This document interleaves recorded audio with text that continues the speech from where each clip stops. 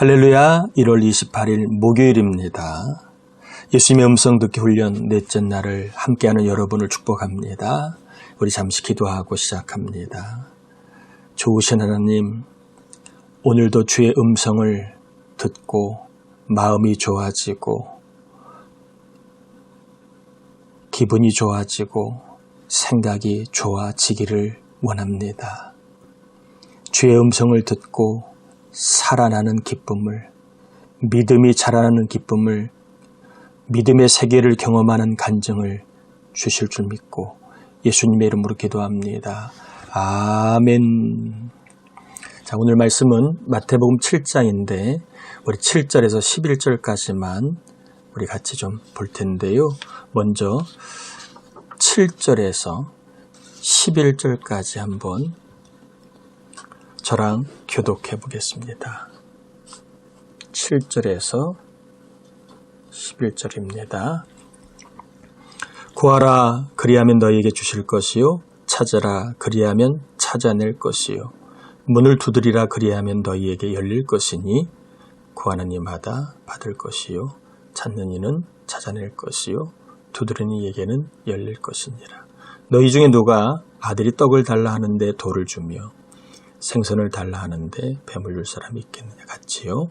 너희가 악한 자라도 좋은 것으로 자식에게 줄 알거든 하물며 하늘에 계신 너희 아버지께서 구하는 자에게 좋은 것으로 주시지 않겠느냐.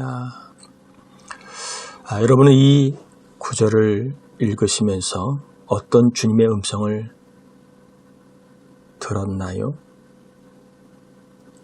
구하라, 찾으라, 두드리라 라는 음성을 들을 수도 있고, 주실 것이요, 찾아낼 것이요, 열릴 것이요 라는 음성을 들을 수도 있습니다. 또한 나에게는 하늘에 아버지가 계시다는 것을 음성으로 들을 수도 있습니다. 나는 하나님의 자녀라는 음성을 들을 수도 있습니다. 오늘 주님은 우리에게 분명히 음성을 들려주시는데 따라합시다. 나에게는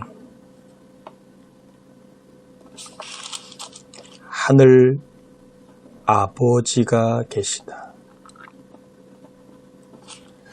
오늘 주님이 말씀을 통해 우리에게 주십니다. 나에게는, 너에게는 하늘 아버지가 계시다. 나에게는 육신의 아버지만이 아니라 영의 아버지, 하늘의 아버지가 계시다라고 말씀합니다. 이 말은 나는 하나님의 자녀다 그런 말입니다. 나는 대한민국의 사람이다. 나는 아무개 집안의 사람이다.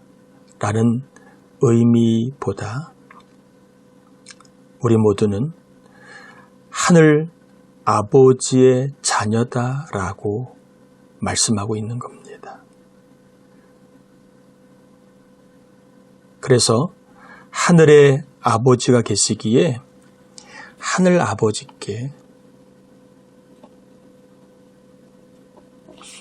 구하며 살라는 겁니다. 자, 우리 모두는 혼자 힘으로 살지 말라는 거예요. 왜? 하늘 아버지가 계시니까 하늘 아버지께 뭐하며 살라고요? 구하며 살라는 겁니다. 구하면 하늘 아버지가 주시고 찾으면 하늘 아버지께서 찾아내도록 도와주시고 두드리면 하늘 아버지의 능력으로 열어주신다는 겁니다. 혹 의지할 육신의 아버지가 안 계셔서 또 내가 함께할 신뢰할 만한 어떤 어른이 안 계셔서 나는 혼자라고 느끼는 분이 계시다면 주님 오늘 말씀하십니다. 너에게는 내가 있다. 너에게는 구하면 주시는 내가 있다 말씀하십니다. 너는 나의 자녀라고 말씀하십니다. 여러분, 혼자서 하려고 하지 마세요. 혼자라고 생각하지 마세요. 혼자 힘으로 살려고 하지 마세요. 우리에게는 하늘 아버지가 계십니다. 하늘 아버지는 말씀으로 우주 만물과 우리를 창조하시고 이 세상을 주관하시고 택한 자녀를 영원히 함께 하시는 분이십니다. 오늘 우리가 들어야 할 첫 번째 음성, 나에게는 누가 계시다? 하늘 아버지가 계시다. 하늘 아버지께 구하며 살 수 있는 하나님의 자녀가 되었다는 겁니다. 예수를 믿는다는 것, 하늘 아버지를 얻는 것이고, 예수를 믿으면 하늘 아버지께 받아 살 수 있는 자녀가 되었습니다.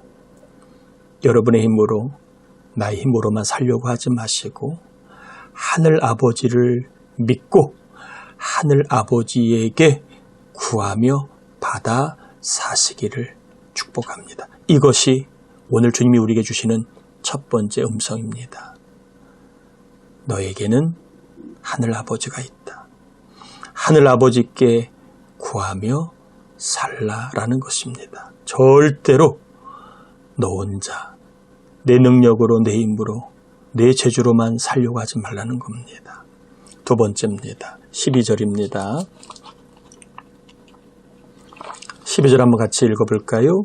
그러므로 무엇이든지 남에게 대접을 받고자 하는 대로 너도 남을 대접하라. 이것이 율법이요 선지자니라. 자, 무엇이든지 남에게 대접을 받고자 하는 대로 너희도 남을 대접하라. 이것이 율법이 선지자라고 말씀하시는데 여기에는 순서를 강조하십니다. 순서. 내가 남에게 이러이러한 대접을 원한다면 먼저 그렇게 남을 대접하라는 겁니다. 남에게 원하는 것이 있다면 먼저 그렇게 해주라는 겁니다. 남에게 받고 싶은 것이 있다면 먼저 그렇게 그것을 주라는 겁니다. 자, 12절 말씀. 내가 남에게, 남편에게, 아내에게 받고 싶은 것이 있다면 먼저 아내나 남편에게 주라는 거예요. 내가 회사에서 받고 싶은 것이 있다면 내가 회사를 위해 먼저 그렇게 주라는 겁니다. 이것이 율법이요 선지자라는 말은 이것이 참 믿음이라는 겁니다. 참 믿음은 사랑이 있어야 한다는 겁니다. 참 믿음은 반드시 사랑으로 역사하는 것이 되어야 합니다. 받기만을 바라는 것은 참 믿음이 아니라 받고 싶으면 받고 싶은 게 있다면 내가 먼저 그것을 주라는 거예요. 남편에게 사랑을 받고 싶으면 내가 먼저 남편에게 사랑을 주라는 겁니다. 이게 참 믿음의 사람이라는 거예요. 남에게 인정을 받고 싶으면 내가 먼저 남을 인정해 주라는 겁니다. 이게 사랑으로 역사하는 참 믿음의 모습입니다. 남에게 대접을 받고 싶으면, 그런 마음이 있다면 먼저 남을 대접해주면 된다는 거예요. 그러면 하나님이 우리를 더 좋게 대접해 주신다는 겁니다. 여기에 참 믿음은 뭐냐 하면 바로 하나님이 나를 책임져 주실 줄 믿고 하나님이 나를 사랑해 주실 줄 믿고 사람에게 먼저 사랑을 또한 도움을 그리고 필요한 것들을 주는 것을 말합니다. 여러분 오늘 받고 싶은 것 있다면 먼저 한번 해보시길 바랍니다. 가정에서 가족에게 회사에서 일을 하다가 인정을 받고 싶으면 먼저 인정해 주시고 칭찬을 받고 싶으면 먼저 칭찬해 주시고 대우를 받고 싶으면 먼저 대우해 주시길 바랍니다. 이게 참 믿음이고 참 사랑이라고 얘기하는데 받고자 하는 것이 있다면 먼저 주라. 받고 싶은 게 있다면 먼저 그것을 해주라. 이 음성을 듣고 여러분 그렇게 사시다가 내가 받고 싶은 것을 먼저 해줄 때 하나님은 더 좋은 것을 우리에게 주신다는 것 믿고 이 믿음 가지고 한번 여러분 사랑을 실천해 보시길 바랍니다. 자, 세 번째입니다. 자, 13절, 14절입니다. 같이 한번 읽어볼까요? 좁은 문으로 들어가라. 멸망으로 인도하는 문은 크고 그 길이 넓어 그리로 들어가는 자가 많고 생명으로 인도하는 문은 좁고 길이 협착하여 찾는 자가 적음이라. 자, 예수님이 이 말씀을 누구에게 했을까요? 주님을 따라가는 사람들에게 한 겁니다. 주님을 따라오는 사람들에게 주신 메시지가 뭐냐 하면 두 개의 문이 있다는 것을 말씀하시고 그 문을 잘 선택해야 우리의 미래가 복되다고 얘기합니다. 첫 번째 주님이 언급하신 문은 크고 넓은 문입니다. 두 번째로 말씀하시는 문은 어떤 문일까요? 그렇죠. 좁은 문입니다. 13절에 나와 있지요. 이 크고 넓은 문은 어떤 문이지요? 많은 사람들이 들어가는 문입니다.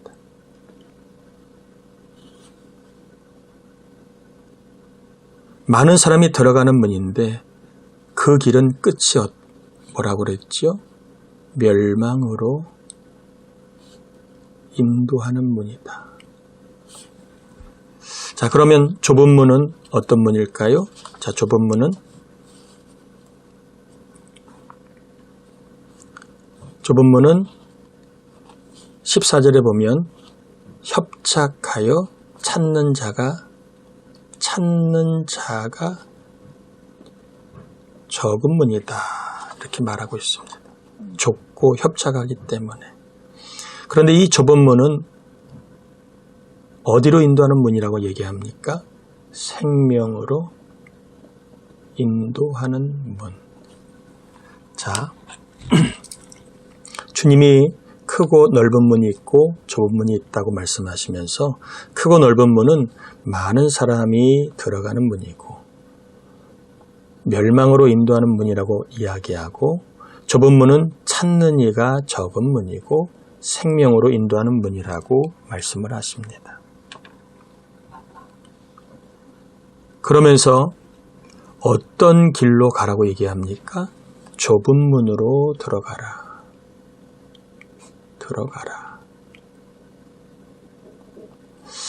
자, 그러면 좁은 문으로 들어간다는 말, 이 말이 좀 어떤 의미일까요? 찾는 자가 적은 문, 생명으로 인도하는 문이 좁은 문인데 이 좁은 문으로 들어간다는 말은 어떤 의미일까요? 여러분 이 의미를 알기 위해서 읽지는 않았지만 24절, 25절 한번 같이 보면 좋습니다. 같이 같이 한번 볼까요? 그러므로 누구든지 나의 이 말을 듣고 행하는 자는 그 집을 반석 위에 지은 지혜로운 사람 같으리니 비가 내리고 창수가 나고 바람이 불어 그 집에 부딪히되 무너지지 아니하나니 이는 주추를 반석 위에 놓은 까닭이니라. 자, 그러면 주님이 말씀하시는 조본문은 뭡니까? 내 말을 듣고 행하는 사람, 예수님의 말을 듣고 행하는 사람이